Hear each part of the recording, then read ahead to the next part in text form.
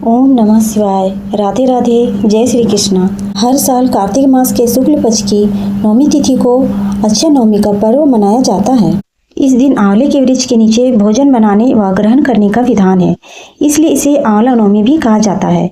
इस अवसर पर भगवान विष्णु की विशेष रूप से पूजा की जाती है। द्वापर युग का आरंभ अक्षय नवमी से माना गया है।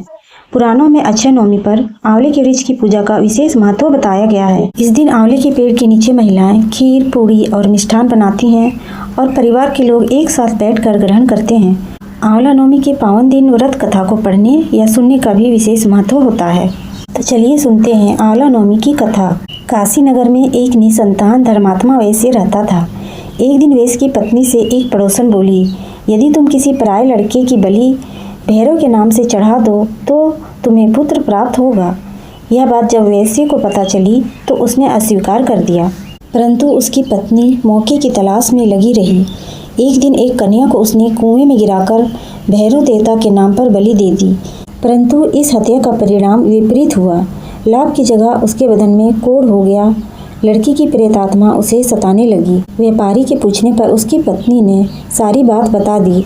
इस पर व्यापारी कहने लगा, गौवध, ब्राह्मण वध तथा बाल वध करने वाले के लिए इस संसार में कहीं जगह नहीं है। इसलिए तू गंगा तट पर जाकर भगवान का भजन कर तथा गंगा में स्नान कर, तभी तो इस कष्ट से छुटकारा पा सकती है। व्यापारी की पत्नी गंगा किनारे रहने लगी।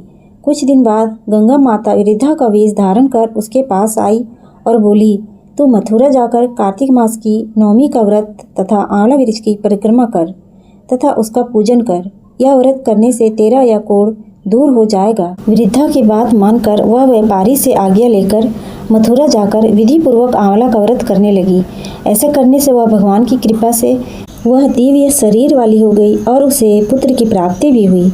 आंवला नवमी की दूसरी व्रत कथा। एक राजा था, उसका प्रण था वह रोज 1.25 मन आंवले दान करके ही खाना खाता था। एक दिन उसके बेटे बहू ने सोचा कि राजा इतने सारे आंवले रोजाना दान करते हैं, इस प्रकार तो एक दिन सारा खजाना खाली हो जाएगा। इसीलिए बेटे ने राजा से कहा कि उसे इस तरह दान करना बंद कर देना चाहिए। बेटे की बात सुनकर राजा को बहुत दुख हुआ और राजा रानी महल छोड़कर बियाबान जंगल में जाकर बैठ गए।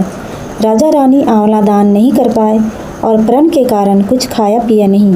जब भूखे प्यासे 7 दिन हो गए तब भगवान ने सोचा कि यदि मैंने इसका प्रण नहीं रखा और इसका सत नहीं रखा तो विश्वास चला जाएगा। इसलिए भगवान ने जंगल में ही राजा के लिए राज्य और बाग बगीचे सब बना दिए और ढेरों आंवले के पेड़ लगा दिए। सुबह राजा रानी उठे तो देखा कि जंगल में उनके राज्य से भी दुगना राज्य बसा हुआ है। राजा रानी से कहने लगे, रानी देख, कहते हैं सत मत छोड़ो, सुरमा मत छोड़िया पत जाए, सच की छोड़ी लक्ष्मी फेर मिलेगी आए। आओ नहा धोकर आंवले का दान करें और भोजन करें। राजा रानी ने आंवले दान करके खाना खाया और खुशी खुशी जंगल में रहने लगे। उधर आंवला देवता का अपमान करने व माता पिता से बुरा व्यवहार करने के कारण बहू बेटे के बुरे दिन आ गए। राज्य दुश्मनों ने छीन लिया। दाने दाने को मोहताज हो गए और काम खोजते हुए अपने पिता के राज्य में आ पहुंचे। उनके हालात इतने बिगड़े हुए थे कि पिता ने उन्हें बिना पहचाने हुए काम पर रख लिया। बेटे बहू सोच भी नहीं सकते कि उनके माता पिता इतने बड़े राज के मालिक भी हो सकते हैं, इसलिए उन्होंने भी अपने माता पिता को नहीं पहचाना। एक दिन बहू ने सास के बाल गूंथते समय उनकी पीठ पर मस्सा देखा। उसे यह सोचकर रोना आने लगा कि ऐसा मस्सा मेरी सास के भी था। हमने ये सोचकर उन्हें आंवले दान करने से रोका था कि हमारा धन नष्ट हो जाएगा। आज वे लोग ना जाने कहाँ होंगे।